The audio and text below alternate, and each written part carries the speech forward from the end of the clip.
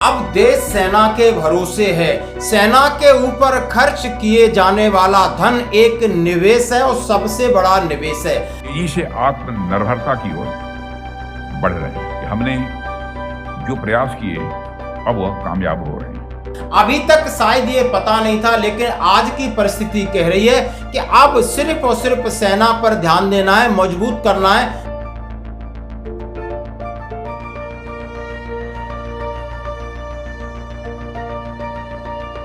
तभी बच सकते हैं, क्योंकि कभी भी छिड़ सकता है तीसरा विश्व युद्ध। ये गडकरी जी कह रहे हैं, जो हमेशा साफ सुथरा कह रहे हैं। और रक्षा मंत्री जी क्या कह रहे हैं? शांति बस एक भ्रम है, हर वक्त युद्ध के लिए तैयार रहें। राजनाथ सिंह की रक्षा अधिकारियों को नसीहत और जवानों को चेतावनी। उन्होंने कहा है कि आप सैनिक हैं, पूर्व सैनिक हैं, सेना से संबंधित रखते हैं, वो तो तैयार रहेंगे, लेकिन देश को भी अब तैयार रहना होगा। जैसा कि गडकरी जी कह रहे हैं कि उन्होंने कहा है कि वैश्विक स्तर की राजनीति अपनी चिंता जाहिर की। वैश्विक यानी विश्व स्तर पर जो राजनीति चल रही है, उन्होंने कहा है पूरे विश्व में जिस तरह का माहौल बन रहा है, जिससे तीसरे विश्व युद्ध के कभी भी छिड़ने की संभावना बढ़ रही है। गडकरी ने महाशक्तियों की तानाशाही, निरंकुशता के कारण समन्वय, आपसी सद्भाव और प्रेम खत्म होता जा रहा है और दुनिया भर में संघर्ष का माहौल है। और अब हम संघर्ष की तरफ बढ़ते जा रहे हैं और भारत इससे अछूता नहीं है। राजनाथ सिंह जी ने कल डीएडी की कॉन्फ्रेंस थी, यानी डिफेंस अकाउंट डिपार्टमेंट, जो कि पैसा खर्च करता है सेना के ऊपर, सैनिकों के ऊपर, उनके हथियारों के ऊपर, उनके मैन्युफैक्चरिंग के ऊपर, उनके वेलफेयर के ऊपर, सारी स्कीम, यानी जितना आपको मिनिस्ट्री ऑफ डिफेंस के डिपार्टमेंट हैं उसमें डीएडी ऐसा है। अब डीएडी को सीधी चेतावनी दी है कि अपना खर्च को नियंत्रित नहीं करना है, आपने खर्च ज्यादा से ज्यादा देना है। यदि जितनी डिमांड की जाती है उतना पैसा आपको देना होगा सैनिकों को, यानी जो भी चाहिए वो आपको देना होगा। क्यों? कहा कि ये सबसे बड़ा निवेश है। यानी यहां यदि आप चूक कर गए तो बाकी आपकी अर्थव्यवस्था है, बाकी आपकी राजनीति है, बाकी आपकी जिंदगी वो पटरी से उतर जाएगी। सीधा सीधा कहा है, हम इनका आपको भाषण भी सुनाएंगे। साथियों, आज हमारे डिफेंस सेक्टर की ओर पूरी दुनिया की निगाहें हैं। ऑपरेशन सिंदूर के दौरान जो हमने शौर्य दिखाया है हमारे सेना के जवानों ने, जो हमें डोमेस्टिक इक्विपमेंट की क्षमता का प्रदर्शन किया है, उसके बाद हमारे इंडिजिनस प्रोडक्ट की ग्लोबल डिमांड और बढ़ रही है।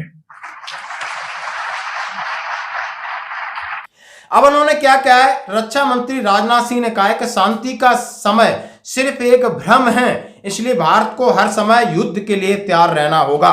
ऑपरेशन सिंदूर में भारतीय सेना की बहादुरी की भी तारीफ की, इसलिए उन्होंने कहा है दुनिया भर में भारत के हथियारों की मांग बढ़ रही है। उन्होंने कहा है कि रक्षा क्षेत्र में जो खर्च होता है उसके लिए उन्होंने आंतरिक सुधार के साथ साथ ये बात जरूर कही कि वो एक आपके ऊपर लायबिलिटीज नहीं है, वो असेट्स बन गया है। उन्होंने कहा इतना खर्च हम कर रहे हैं कि कई देशों की जीडीपी भी उसके बराबर नहीं है।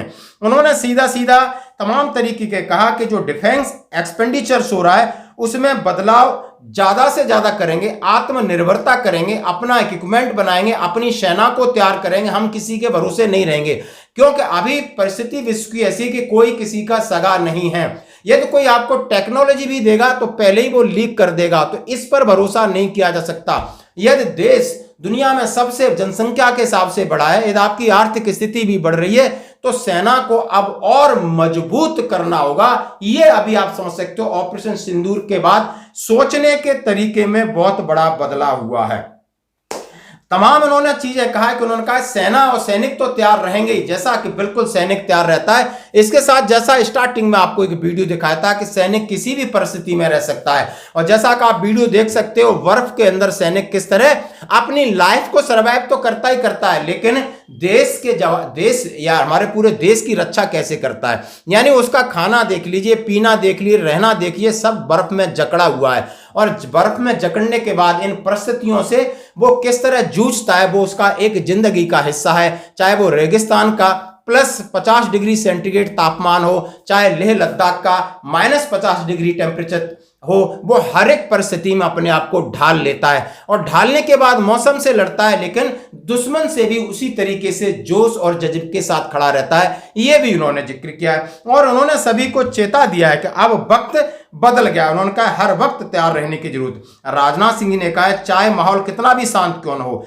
हमें हमेशा तैयार रहना चाहिए। कोई भी अप्रत्याशित घटना कभी भी हो सकती है, इसलिए सेना से लेकर रक्षा मंत्रालय तक सभी को अपने आर्थिक सैन्य ढांचे को ऐसा बनाना होगा कि कभी भी आपात स्थिति में तुरंत कार्रवाई किया जा सके। रक्षा खर्च को देखें निवेश की तरह। उन्होंने ये न बोले कि सैनिक जो पैसा दे रहे हैं वो हमारे ऊपर बर्डन है, जो कि पहले मेंटालिटी थी। पिछले 10 साल से हम यही देख रहे थे कि बराबर इस बात की सोच थी कि यानी अग्निपथ लगा दो, अग्निवीर लगा दो, डिसेबिलिटी माइनस कर दो, ये फंड कम कर दो, हमने लड़ना नहीं है, हम बड़े ऑफेंसिव हैं, हम डिफेंसिव हैं, हमारे ऊपर कोई आक्रमण करेगा तब सोचेंगे। लेकिन अब नजर और नजरिया बदल गया है और आपको मजबूर होना पड़ा। उन्होंने कहा है रक्षा खर्च को, यानी जो रक्षा है, डिफेंस फोर्सेस के लिए खर्च हो रहा है, वो एक निवेश है, बहुत बड़ा निवेश है। ये आपके ऊपर कोई इस तरीके ने सोचे। उन्होंने कहा है दुनिया में सैन्य खर्च 2.7 ट्रिलियन डॉलर तक पहुंच गया है। ऐसे में भारत में रक्षा उद्योगों के बड़े मौके हैं। अब इस क्षेत्र में देश की अर्थव्यवस्था को भी गति मिलेगी। और उन्होंने सभी अधिकारियों को नसीहत दे दी, ये न सोचें कि रक्षा लेखा विभाग के अधिकारियों से कहा वे खुद को नियंत्रक न समझें, वो सेना के सहायक की भूमिका में अभी आ जाएं कि जो सेना कह रही है उसको सपोर्ट करें। यानी जब परिस्थिति बदलती है तो लोगों का नजरिया, भाषा सब बदलता है और सेना की ताकत भी देख ली कि सैनिक क्या करता है, क्या कर सकता है। यानी जब एक सैनिक अपना जीवन दांव पे लगा करके देश की रक्षा कर रहा है तो आपको भी आराम त्यागना होगा। अब राजनेताओं को समझ में आ गई, यानी ब्यूरोक्रेट्स को समझ में आ गई है और व्यापारियों को समझ में आ गई है, देश की जनता को भी समझ लेना चाहिए कि यानी आसपास जो परिस्थिति बनी हुई है उससे हम छूते नहीं है, जैसे कि गडकरी जी ने साफ साफ कह दिया है। धन्यवाद। देश में सबसे ज्यादा है और बढ़ता ही जा रहा है, आगे और बढ़ेगा। देश की क्या बात की जाएगा। अगर आप रक्षा मंत्रालय का बजट देखें, दुनिया के कई देशों की जीडीपी तक भी इतनी नहीं है। कई देशों की जीडीपी इतनी नहीं है। जब देश की जनता की मेहनत की कमाई का एक बड़ा हिस्सा रक्षा मंत्रालय को मिलता है तो जाहिर सी बात है कि हमारी जिम्मेदारियां भी उसी अनुपात में बढ़ जाती हैं। अभी पिछले ही फाइनेंशियल ईयर में डिफेंस कैपिटल बजट का फुल यूटिलाइजेशन करने के लिए यानी डिफेंस सेक्रेटरी CGDR उनकी टीम को मैं बधाई देना चाहता हूं। फुल यूटिलाइजेशन हुआ है पूरे कैपिटल बजट का। साथ ही मैं उम्मीद भी करता हूं कि आप कैपिटल एक्सपेंडिचर को लगातार मॉनिटर करते रहेंगे और आगे भी इसका फुल यूटिलाइजेशन करने में निश्चित रूप से हमको कामयाबी मिलेगी, ऐसा मेरा पक्का विश्वास है। साथियों, आज जब आप सब इतने बड़े मंत्रालय के इतने बड़े बजट को संभाल रहे हैं तो मैं यह कहना चाहूंगा कि हमारा दृष्टिकोण केवल फाइनेंशियल ग्रोथ पर ही केंद्रित न रहे, बल्कि हमें इफेक्टिव ग्रोथ और एफिशिएंसी लेड ग्रोथ की ओर भी ध्यान देना होगा। हमारा डिफेंस एक्सपेंडिचर कुछ ऐसा होना चाहिए जिसमें सिर्फ हमारा बजट न बढ़े, बल्कि उस बजट का right deployment at the right time for the right objective भी उतना ही जरूरी हो। और यह जिम्मेदारी आप सब लोग निभाते हैं, निभाएंगे, मैं आश्वस्त हूं। कुछ समय पहले मैं Stockholm International Peace Research Institute की एक रिपोर्ट पढ़ रहा था। उसमें उन्होंने यह बताया है कि वर्ल्ड मिलिट्री एक्सपेंडिचर 2024 में बढ़कर 2.7 ट्रिलियन डॉलर से ज्यादा हो गया है। 2.7 ट्रिलियन डॉलर से ज्यादा हो गया है। सोचिए, इतना बड़ा मार्केट हम लोगों का इंतजार कर रहा है। इतना बड़ा मार्केट हम लोगों का इंतजार कर रहा है और हमारी डिफेंस इंडस्ट्री के सामने अब अपार संभावनाएं। आपको डिफेंस एक्सपेंडिचर में होने वाले बदलाव के लिए खुद को तैयार करना होगा। और साथियों, प्रधानमंत्री जी की लीडरशिप में हम रक्षा क्षेत्र में तेजी से आत्मनिर्भरता की ओर बढ़ रहे हैं।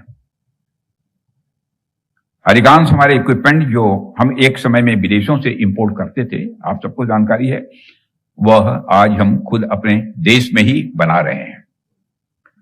कोशिश हम लोगों की है कि जल्दी ही वह निर्णय हो जाए, जिससे ताकि हम बड़े इंजन भी भारत में ही बनाना प्रारंभ करें, भारतवासियों के हाथों से बनाना प्रारंभ करें। इसके अलावा हमने आइडेक्स, अदिति, एस्प्रिंट और डिस्क जैसे अनेक इनिशिएटिव शुरू किए, जो युवाओं को भी इनोवेटिव माइंड्स को डिफेंस सेक्टर से स्वाभाविक रूप से जोड़ रही है। और हमने एमएसएमईज के पार्टिसिपेशन को भी बढ़ाने का काम किया है और बढ़ रहा है लगातार। और आज हमें इस बात से संतुष्टि होती है कि हमने जो प्रयास किए अब वह कामयाब हो रहे हैं।